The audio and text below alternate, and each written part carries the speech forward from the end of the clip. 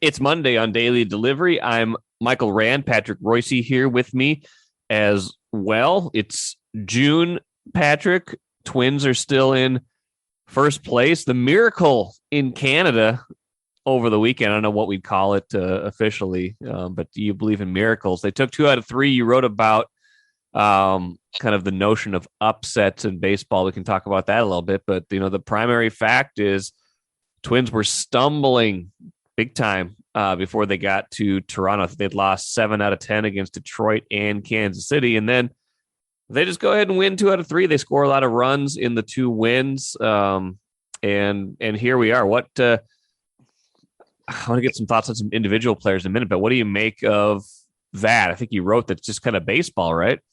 I was kind of trying to write there are upsets in baseball, even though people don't frame them that way. You never. Yeah. When's the last time you saw a headline, Twins upset Blue Jays? Right, right. We don't look at baseball as a sport where there are upsets. Maybe in October we do. I mean, that's what I was trying to say. Yes. But Friday night was a massive upset, and they really played great. I mean, you start Chichi Gonzalez, and then you got 2 new guys in the bullpen. You're still missing Correa. Kepler can't play because he's non-vaxxed in Canada. You slap it together and play great. That was a terrific game that they played up there. And Garlick, he kills left-handed pitching. Now he's probably going on the DL. We're probably going to see Kirilloff come Tuesday, I would think, because he's red hot. We would have saw him this weekend in Toronto, but they have a vaccination rule up there. So we don't know that officially, but that's probably why Kirilloff came back from Detroit. So, yeah, I mean, they played great. Then yesterday they were playing great until Duffy came in the game and turned it into a nail biter. Now, I was driving around listening on the radio. I like to do that sometimes on Sundays later on to see how the fellas were doing. And I wanted to see how our pal Perkins was doing on the radio, and he's great. So I didn't get a clear message as to why Duran had left the game. And I thought Rocco had lost his mind, but it turned out he got hit with a ball in the knee or something. That the first out of that inning, he'd only thrown 8 pitches, so they couldn't bring him back out there. But Duffy has pretty much rendered himself unusable here, but lately. But beyond that, I mean, they have won 2 out of 3, get hammered in between. But yeah, I mean, it was astounded me. I saw this is obviously last Monday. I was predicting they'd be under 500 by the time Tampa left town. So, you look at this team that's coming in to play them, though. The Yankees, 39-16, best record in years in baseball after 55 games, and that's going to be a chore. But, yeah, I mean, they played really good.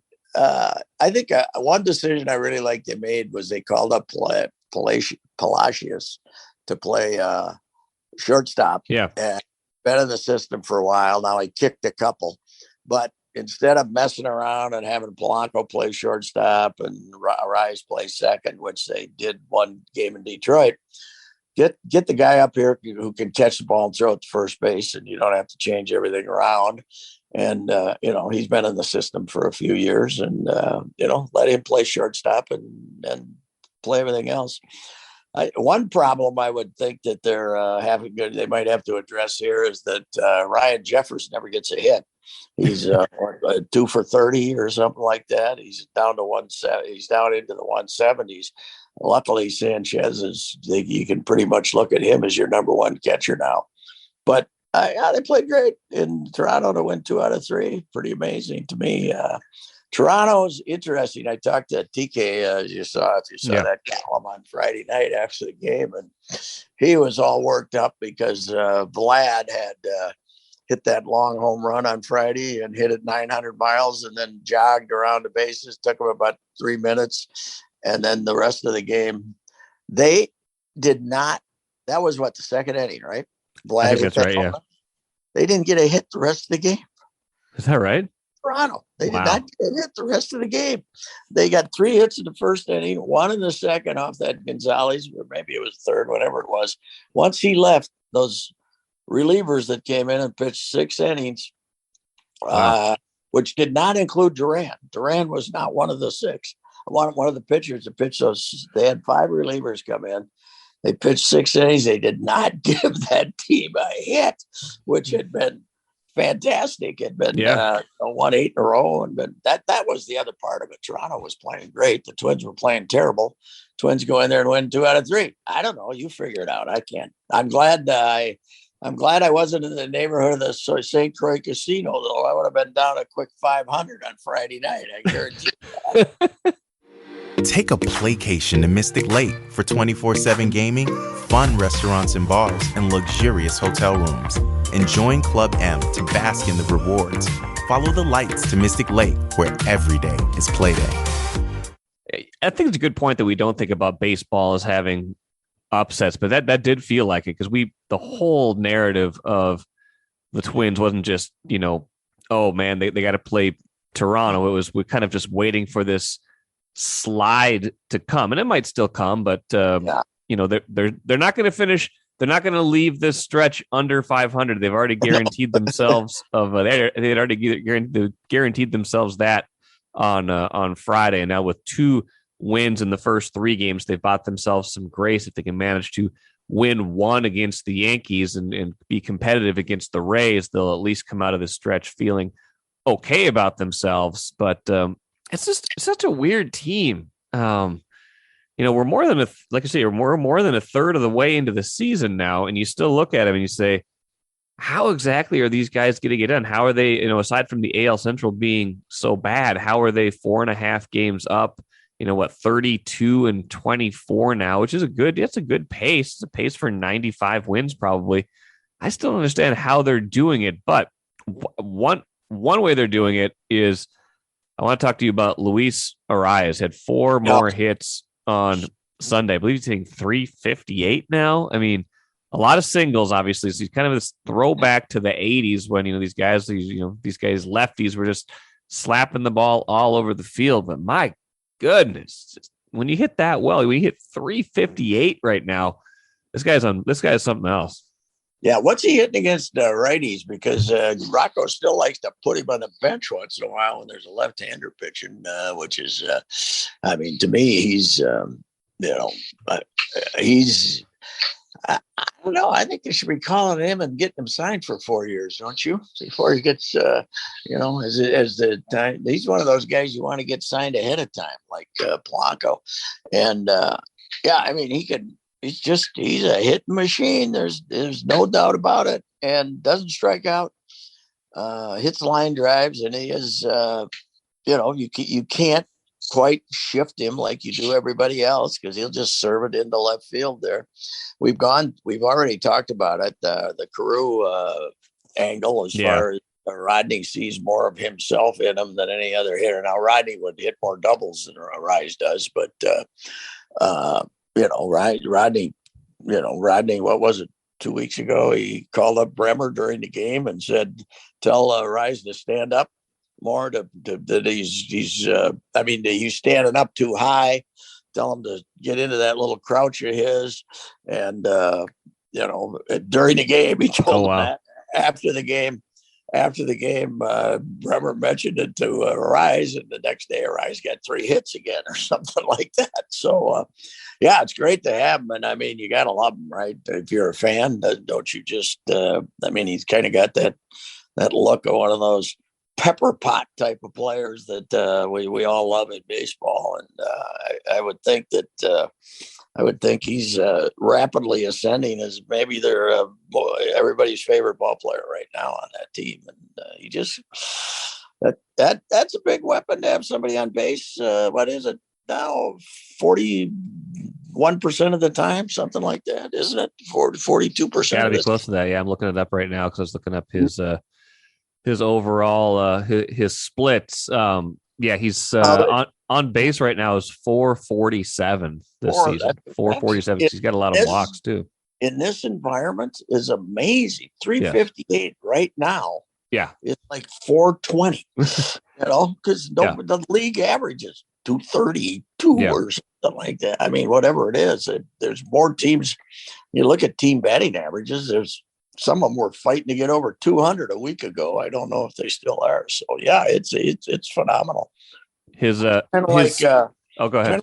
It's kind of like to a much smaller degree, much smaller thing, but it's kind of like when Maddox has a 1.6 ERA during the middle of the steroid, when nobody else was doing anything, and he was getting everybody out, and the league average was the ERA in the league was 5.0. Right. So I mean it's pretty amazing the numbers he's putting up when nobody else is, but I don't know. Rocco, play him.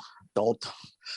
Find some place to play him. Now, Kelly and I, when I was talking to him Friday night, he's not a big fan of Louis in the field. No. But he'd play him. Right now, since you don't have Cruz around, you don't really have a DH. He can DH. Yeah. He could, when he can play, 33% of the time in the field and 67% of the time, just let him DH. Who cares? TK played Todd Walker. He could play Luis Arraez against his better judgment. Yes, but still, he did play him. Todd did not get along too well. Splits for Arraez, by the way, are fairly pronounced this season. It's limited, but he's 394 against righties and 229 against lefties, so he's definitely better against righties. I don't know what his career is, but I'm sure it's true. But who, no matter who's pitching, who'd you rather have come on with the plate? Right. If you need a base hit in the eighth inning to get a rally started or something, right. I'm still taking. He'll give you a good at bat. He's not up there flailing against lefties. Just one reason he hadn't played that much against him. He sat him quite a bit against him. So yeah, it will. I don't think he's been that bad at first base, but some other people do. So I don't know. Never hit a home run in his career against lefties either. By the way, I got to also say that Miranda has recovered from his 1 day. He was in the minors for 1 day, right? Right. I don't even think he made a trip over there, but. What I was riding him hard about was he was so non-aggressive at the plate. He was 0-1 on every, the guy did throw him a fastball right down the middle. He wouldn't swing at it. He'd get in the hole. He reminded me of Buxton for like the first 3 years he was in the big leagues, and he wouldn't swing. And he was check swinging about, how many strikeouts on check swings? About 30% of his strikeouts. And he came back, and I was like, okay, if I'm going to stay, I better start swinging the bat. So, because he can hit, it's just it's his, the attitude.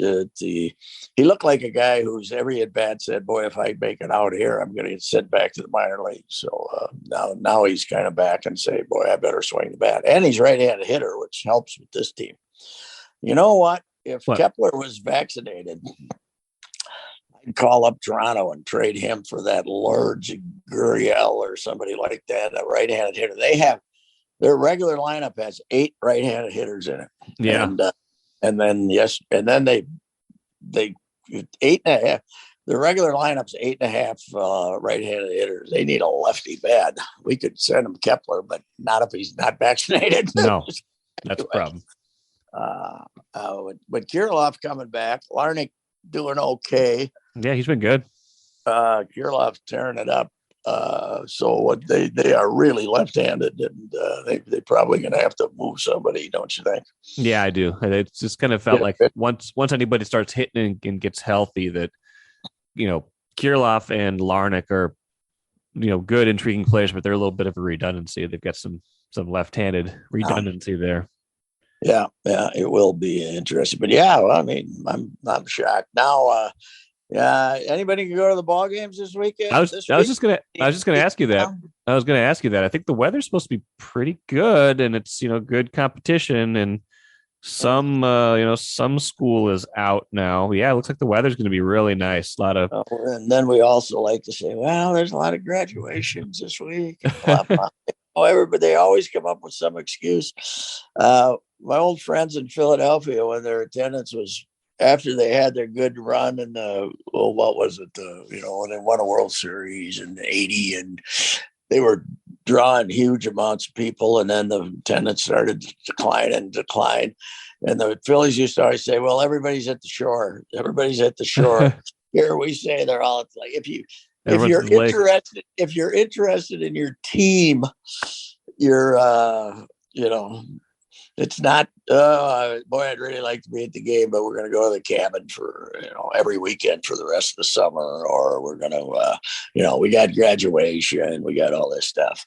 If they're 24, 25, and 26 for the Yankees, they're in trouble.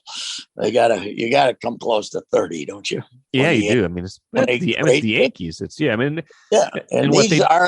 these are the Yankees. Now, these are only Yankees. This pitching, their starting pitching is unbelievable. They don't give up any runs. Right. They got a new stud in the bullpen. There's Holmes guy. Is it Holmes? And, they're just killing it. Aaron Judge is the MVP right now. And Stanton just came back. And they're just frighteningly strong right now, 39-16, I believe. So, if they don't draw for these guys, then I don't know what the situation's going to be.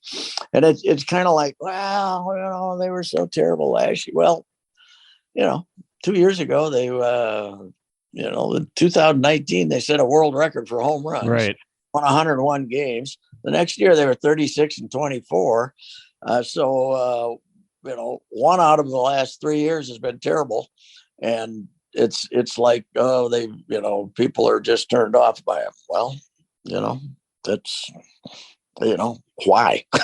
Yeah. Well, I'm just looking at their attendance this year. I mean, they had 35 for the opener, and they had their most recent game was good. They had 27 for the Royals the Sunday before Memorial Day. That was their last home game, and that was their second biggest crowd. They haven't been over 20. They haven't gotten to 23,000 in any other game this year. Yeah, I mean, that's not. I mean, those are low numbers. And you're right. I mean, the Yankees, better competition now that we're into summer might help, but we got to see it this week. You're right. Yeah, and this is they already passed the test. For all the people who told me I was an idiot, they were right. Congratulations. But now, they're a really bad matchup right now as far as the Yankees are concerned, because they're pitching so damn good. The Yankees, talk about the inning, but their starting pitching has just been phenomenal. So you're going to have to beat them 3-2, and how do you hold that line up to 3-2 is going to be the test, obviously. But hey, that would have been a disaster last. That I like to say on Twitter, this will be a bad loss. Oh, could have blown that one yesterday. Well, he had to go get, Duffy must feel like an idiot today, because you have to go get a left-hander to face George Springer. Right. I'd rather have the rookie lefty face George Springer than you. You've been so bad. I'm sure that Rocco and the boys in the dugout had visions of Duffy hanging one of those curveballs of his and saying one of those, hit me as far as you want to. Him going in the tank is kind of a shock to me. He looked 2 years ago, the guy was throwing 96-5 and had the great sharp curveball, and he's terrible right now. I don't know what they're going to do with him. Yeah, I know it. Let's switch gears. I got something. Ben Gessling mentioned this to me on a podcast last week, and you were concerned, now that new regime is in town, Kevin O'Connell taking over for Mike Zimmer, you kind of miss some of Zimmer's crustiness, some of his honesty, some of his techniques. Ben was mentioning to me that in their OTAs, when dealing with their kickers, they'll have guys go and yell at the kickers, go make noise, go yell at them while they're trying to make pressure kicks. They'll just sit there and shout and yell. They got Greg Joseph still, and they brought somebody else in as competition, maybe as faux competition this year to make sure Joseph still kicks well. But they just sit there and scream and yell at them to try to simulate, I don't know what, try to simulate some sort of pressure situation. So Kevin O'Connell's got a little bit of Zimmer in him, if that's his idea. Wasn't that Zimmy did that? Zimmy did that too, right? I don't know if he did that exactly, but he was not he did not have a soft touch with the kickers. Oh yeah, sure. Kickers, they were that was always fun. I always, you always kind of rooted for if you were a big fan of Zim going nuts, you'd always kind of root for the field goal kicker to miss it bunny every once in a while, because let them win the game, but still miss a bunny, go to overtime because somebody missed one, because it would drive Zimmer crazy. But this whole notion of mean old Zim is what a bunch of crap that is. I bet Kendrick wishes he never had said that about that.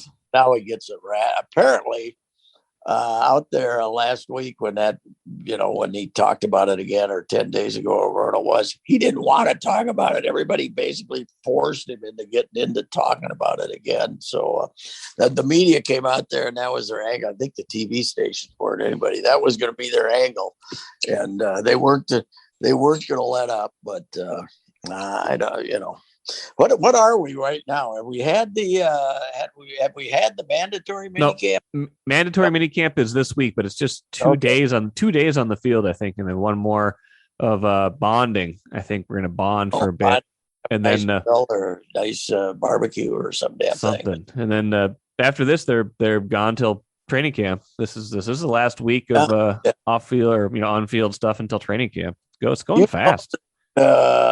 Mike Lynn basically in the 80s had to hold his breath and stop his feet to get Bud to have a 2.5 day mini camp. That was it. Bud was like the last holdout of not even having those things. Bud. You took the summer off. You went to the cabin. Okay, you don't do all this these workouts. So we were the the tradition of the Vikings, where they were the last mini campers in the NFL because of Bud. They used to always say the Bud walkthrough on Saturday before the game out at winter, but he spent more time looking up at the sky to see if the ducks were flying out river than he did. And a lot of times they'd break it off because he and Neil Goodberg and some of those guys would go down to the river and go duck hunting on Saturday mornings. And, little different approach now, but God, these guys, they have they got 26 coaches, something like that. Yeah, right? It's amazing. 26 coaches. They got, quarterbacks. They got more coaches than they got quarterbacks.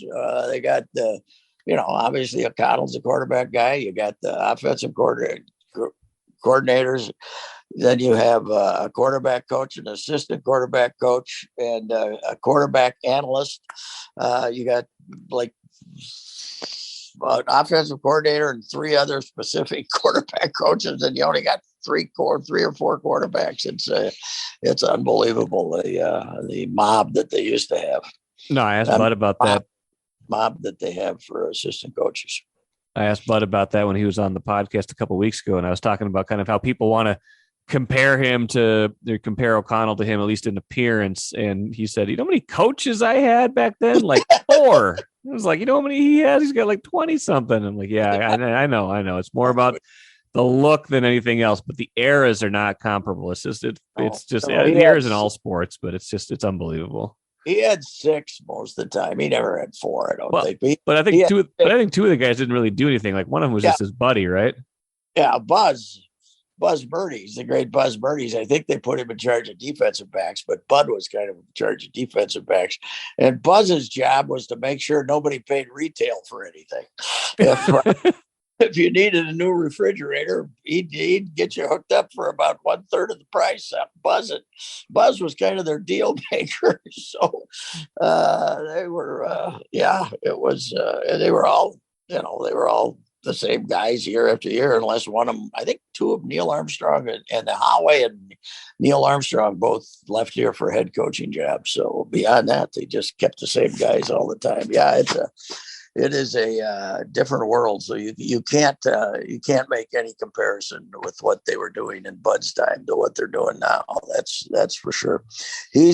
When I saw him though, he was what dazzled him the most was the fact that you could punt indoors. Now, how high that roof is in that field. Yeah, look at that. Look at all that wasted space up there just so you can punt, he said. Look at that. Wasn't there a punter? Was that the big problem in Dallas a little while ago that the punts were hitting few punts were hitting the scoreboard in that in the new Jerry Dome? Yeah, that's worry about that. That was a problem. And one other thing we're going to probably talk about a couple other things, but I went to the fights Friday night. Saturday. Okay. I took Mrs. Reusse with me. Okay. We went to the fights. They had their biggest crowd they've had, the most tickets they've sold. The place was jammed. 40, what was it? 4,600? No, 40, whatever it was. Under 5, but usually they've been 3, low threes, then 4. Then they started hitting 4. But it's pretty good because you don't really have a Minnesota connection with this card. David Morrell, the Cuban, lived here for a while. He's training in Houston now, but he's kind of become the local guy. And so he was in the second main event, but actually the first fight. But you got these 2 122 pounders, one from Philadelphia, one a kid from LA who's of Mexican descent. But we've developed a boxing crowd, Mike. It's pretty amazing. There's no crowd like it. Larry Fitz was sitting next to me, and I said, Larry Fitz, you don't see this crowd anywhere else. And they're not fighting these people because they want to go to a baseball game instead. No, right. It is a great crowd, man. I love them. They stand up, they drink. There was a woman sitting behind us right over my wife's shoulder, gave her a headache. Knock him the bleep out.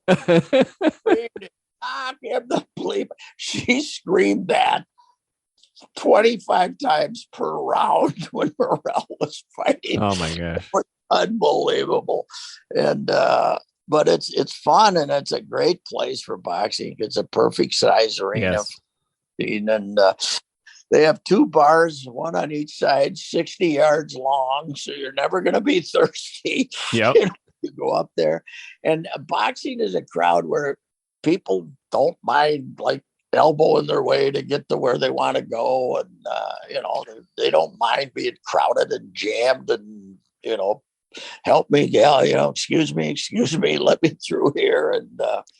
And anyway, it's they're kind of tied in with Showtime now, which has kind of become the big hitter in boxing. And the last 2 cards have been Showtime cards, and you're getting prominent national fights. The 2 guys were 122 pounders, and when we first walked in, we were kind of further to back, and my wife looked up there, and they had a couple of 115 pounders and fighting, and she said to me, "They got little boys fighting. I didn't know we were coming to little boys fighting." I said, "It's a different weight class, honey." Yeah, it's amazing. They had kind of built it up a little bit like 15, 20 years ago, right? When it was like the Tony Bonsante against Matt Vanda. And that was, they'd have some occasional local fights that drew some people. Yeah. I mean, they've had their moments here, but it's always been tied in with a local fighter. Right. Exactly. Yes.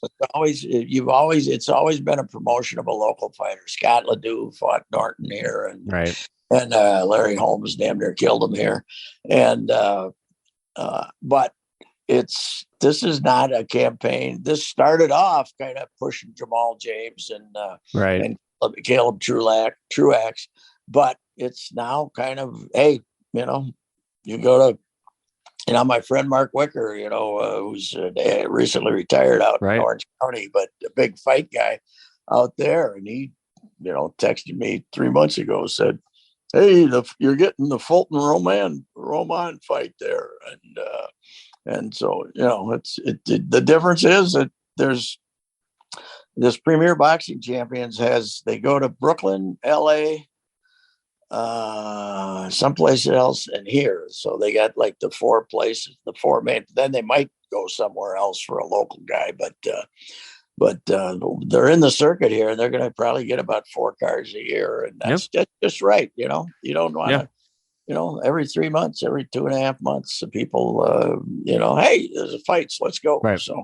And I went to one of those Benzante Vanda fights back in the day, and those were it's nothing like it, and it's really an entertaining night. Do we have advanced stats in boxing? I've not paid attention to that. Do we have analytics? Do we have analytics? Do we have punches above replacement? Do we have anything like that? Adonis Razor was telling me he trained Morrell at first when he first got here, and now they sent him to this Ronnie Shields in Houston. But Adonis told me, you talk about analytics, and said everybody that starts with this Morrell, they go out there and they dance around and they exchange punches with him and blah, blah, blah. And he said, and then he hits them in the face with a left, and their eyes pop wide open. And they all say, like, "Oh, hell." You get that. He was, he fought. They stopped it in the 4th round. He was out walking around the front of the ring, all dressed up, cleaned up, about an hour after the fight, shaking hands with everybody. So, he's if he can. His big problem is staying under 168 pounds, because he's a pretty big kid, and he made the weight this time, 166 and a half, which is pretty good for him. The thing about those fighters, is though you weigh in the day before. Yeah, you can go in the ring at 175. Right, exactly. So Anyway, it was kind of fun, and a big crowd.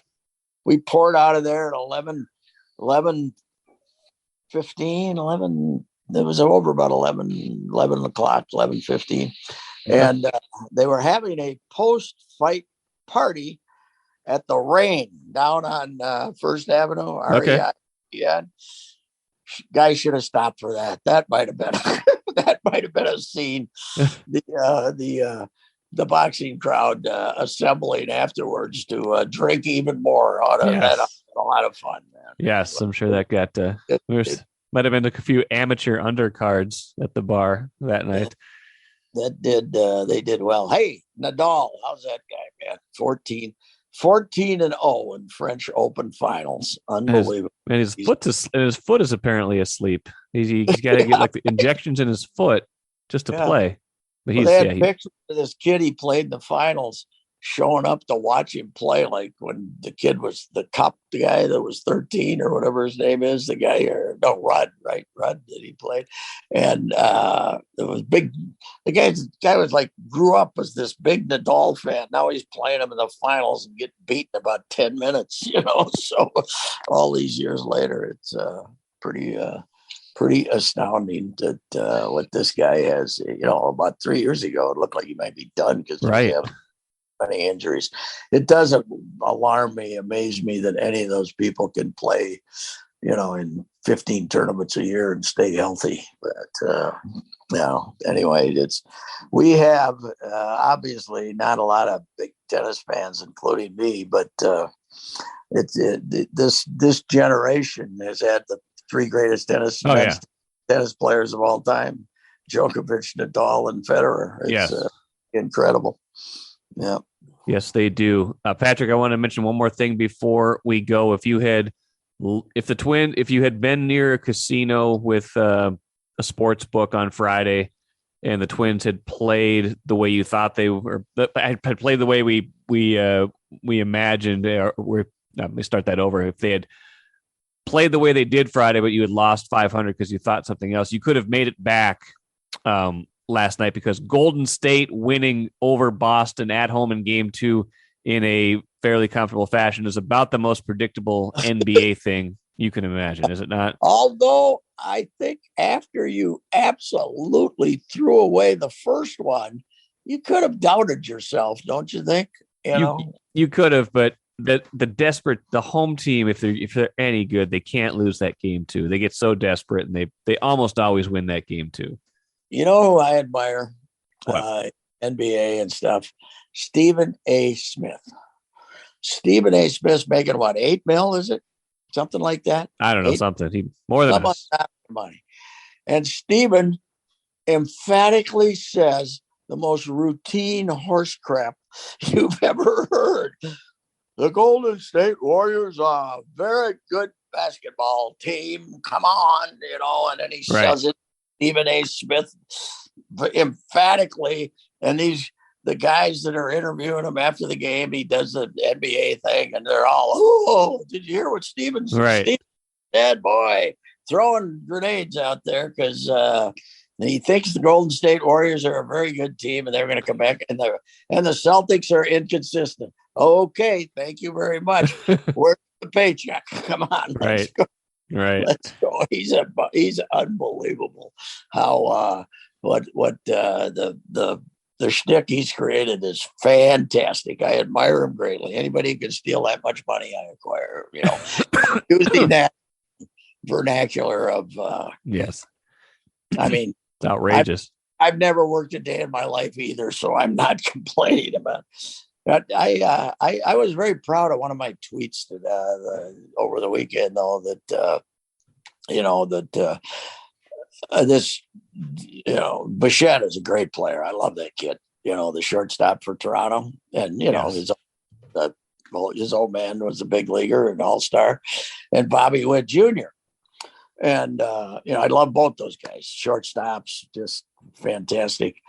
And I said genetics are really important. And then I said, I'm adopted, so I'm not quite sure what my old man was, but my genetic old man, but I can guarantee he wasn't a carpenter. I know that. So anyway, I'd take that Bichette kid. But hey, Yankees coming to town. Come on out and watch a ball game, folks. It'll be fun. I got one more thing for you quick, since you were talking about that. It was, I'm trying to find this tweet from a guy I know, a friend of mine from Twitter, David J. Roth. It was a while ago, but I always reference this because it's a Stephen A. Smith. I want to get it right. So let me see if I can find it quick here. It's okay. Yeah, here we go. He's setting the scene here. He says, PF Chang waiter, in parentheses, recites specials. Stephen A. Smith acts surprised. To me, that's preposterous. Crab Rangoon, things of that nature. Yes, right. Yeah, that's right. He's done it, man. Bayless has done it. Those guys, fantastic. They shout. And they get paid. I can sit here and say LeBron James stinks and make myself is way overrated and make $10 million a year. I'd probably do it too. So Skip's got it figured out, man. They cornered the market on something. I don't know what it is. That's true. All right, Patrick. Appreciate it. We'll do this again next week. All right, Michael. See you.